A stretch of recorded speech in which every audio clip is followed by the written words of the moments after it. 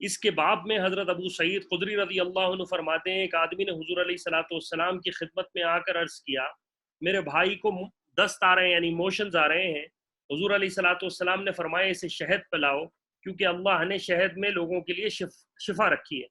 وہ آدمی گیا اور اس نے اپنے بھائی کو جا کر شہد پلایا. پھر آ کر رسول اللہ صلی اللہ علیہ وسلم سے عرض کیا یا رسول اللہ اس کے موشنز جو ہیں اس کے دست جو ہیں وہ زیادہ آنے لگے ہیں. حضور علیہ الصلوۃ والسلام نے پھر فرمایا جاؤ اسے شہد پلاؤ. اس نے جا کر پھر شہد پلایا اور پھر آ کر عرض کیا یا رسول اللہ اس کو تو اب موشنز اور بڑھ گئے ہیں. حضور علیہ الصلوۃ والسلام نے فرمایا اللہ سچ فرماتے ہیں اور تمہارے بھائی کا پیٹ غلط کہتا ہے. اللہ کے رسول علیہ الصلوۃ والسلام نے فرمایا اللہ سچ کہتے ہیں تمہارے بھائی کا پیٹ غلط کہتا ہے، جاؤ اسے شہد پلاؤ. اب جا کر اس نے جب شہد پلایا تو وہ ٹھیک ہو گیا. شیخان کی روایت ہے، یعنی شیخان کا مطلب بخاری و مسلم.